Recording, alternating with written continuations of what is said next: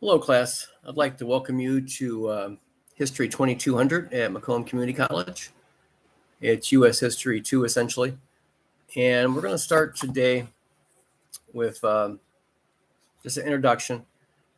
My name's Dwayne Little. I will be your instructor. I have been teaching since 2008. 2013, I began at Macomb. And I've taught U.S. History 2 on numerous occasions. It is my favorite class to teach. So everything should be up and running. The quizzes, I have not wrote any quizzes yet, but they will be forthcoming. And the articles and the group discussions are going to be very active throughout the semester. So make sure you stay on top of those things. So just a little bit about myself. I'm a graduate of Wayne State University. I earned my undergraduate in history and my graduate in modern European history. And I am currently pursuing a PhD in modern Western history, North America and Europe at Liberty University. So I've been in academia now for quite a while. I have been a MHSAA, Michigan High School Athletic Association official since the 80s, since the 1980s. So if any of you guys participated in baseball, football, basketball, softball, track and field, you may have seen me. So if I look familiar, that might be where you saw me from. I did Division II college football for 5 years, working in the GLIAC. All right, so we're going to talk about Ulysses S. Grant and his administration and his policies towards the American Indians. And when Grant is elected president, in his inaugural address, he is the first president since George Washington to even mention the American Indians.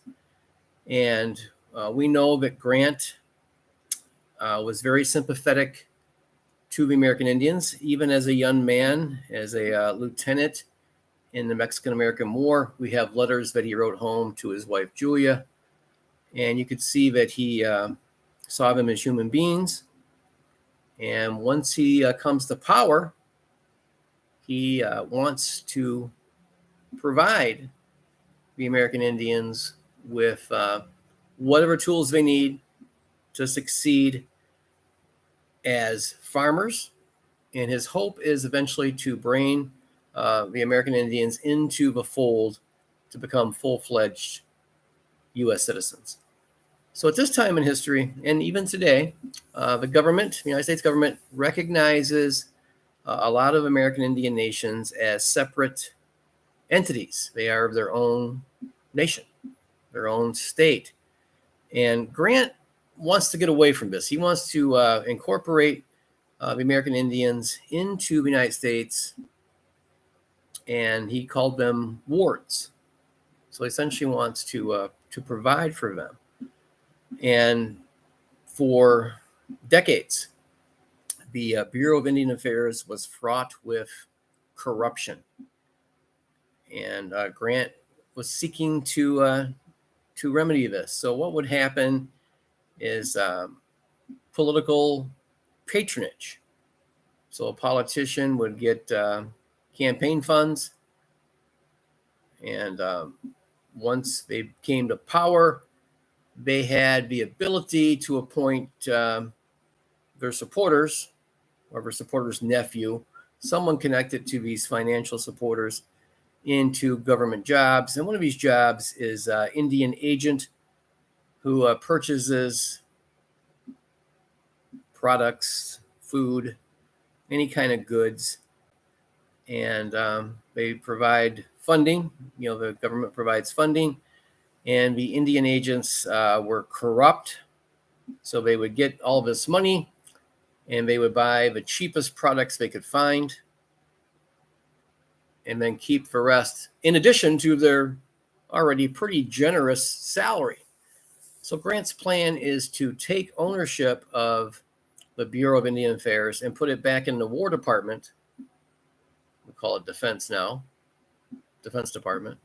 But he wants to put it back into the hands of the Army, where he's got more confidence in military officers to perform their duties. They don't want to jeopardize their pension or their reputation. So Grant is very confident that if he moves this back into the Department of War and out of the Department of the Interior, corruption will end. So that's Grant's plan. And he has a man in mind to become the superintendent in the Bureau of Indian Affairs, and that man is Eli S. Parker.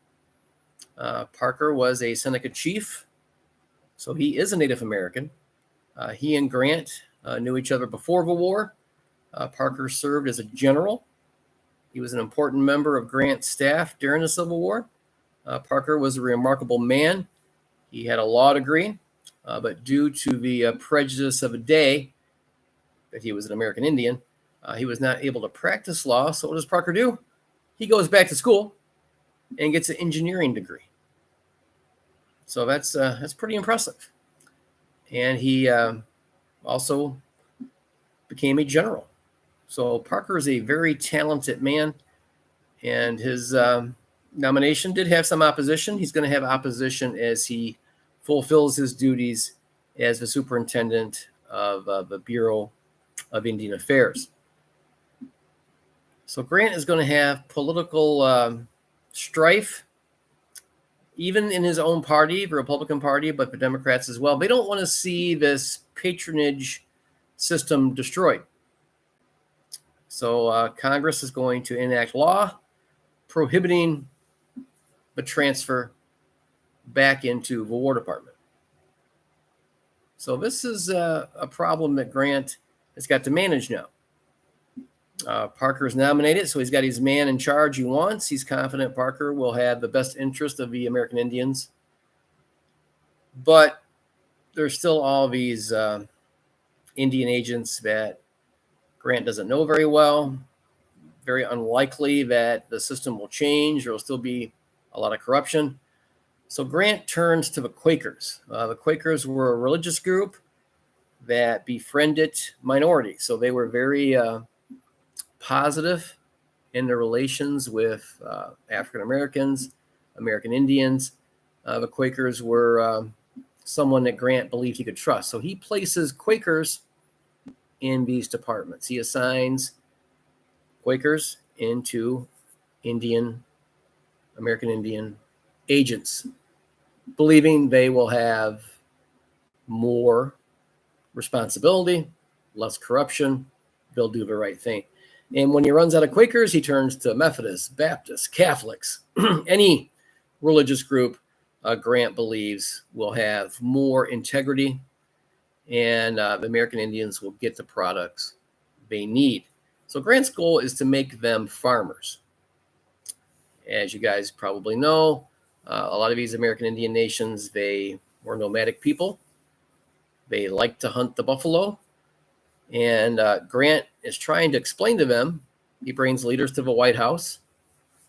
Red Cloud, a American Indian chief, and Spotted Tail. They come to Washington to talk to Grant. And he explains to them that immigration is just, people are just pouring in from Europe. And they come every year.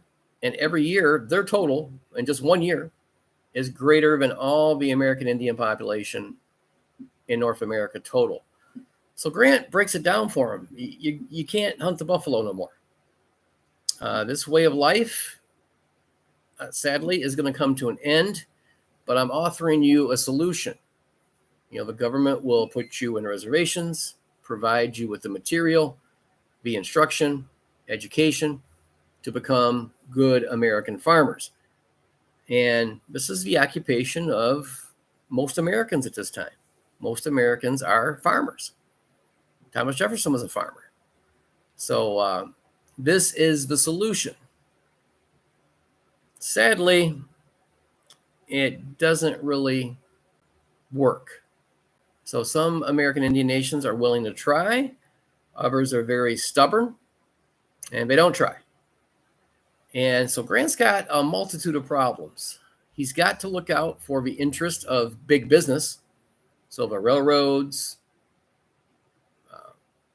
modernity, it's becoming more modern. So there's going to be a lot of business interest in the West. He's got to look out for the people, even though they're not behaving well. They're not respecting American Indian rights whatsoever. But he's got to look out for the American people that are going west. Now, some of these people are good. They're not evil. They're just looking for an opportunity. But some are really too pushy. And they consider the American Indians as a nuisance, not as humans. So Grant has got to try and make sure that he provides them with whatever they need. So the Army is going to be placed in a position really in the middle. So they have a duty to protect the American Indian nations. They have a duty to protect all of these people coming from the east into the west. Some not good people. Most of them are good people. And the number one issue, though, is Grant wants the railroads to thrive. So the railroads equal commerce. Commerce equals money. And he's in charge of the United States. He's the president of the United States at the time of this very rapid economic growth. And so he's got a lot of priorities. They don't always mesh together. And it's going to be unfortunate. There's going to be a lot of wars between the U.S. Army and the American Indian nations. And what ultimately destroys the American Indian way of life is the destruction of a buffalo. So a lot of these migrating Americans into the West realized, hey, if we take away the buffalo, the American Indians cannot survive. So they would just wholesale slaughter buffalo and just let them waste, not even using the meat to eat. And bison's delicious. Fortunately, the bison population, bison buffalo, same thing, is very robust again. It's still very expensive. It's like $10 a pound at Kroger. Our inflation is out of control, as you guys, if you do any shopping, you know that. But bison was always expensive. I used to get it quite often. And I remember paying, 20 years ago, $7 a pound when you could get, ground chicken for $2.99. So bison's always been pretty expensive. So Grant is ultimately not going to enjoy the success that he believed he was going to. Parker is going to be forced out due to political attacks. Grant has no choice but to accept his resignation. Grant would have supported him, but Parker wrote his resignation in such a way, Grant had no choice but to accept it. So very sad. There's only been one full-scale work on this, if you guys are interested in learning more. And this is by Mary Stockwell. It's a recent study. And Stockwell published her book in 2017. It's called Interrupted Odyssey. So it's got Red Cloud and Spotted Tail on the cover, meeting with President Ulysses S. Grant. So it's a wonderful book. I've read it. It's an outstanding work. If you guys have time, I know you guys are busy. It's something, if you have time, that is worthy of looking into. As you know, I've uploaded an article that you guys can access, and you guys have an assignment on that article. All right, well, that's going to conclude today's discussion. And welcome to the class. And I look forward to working with all you guys throughout the term. Thank you.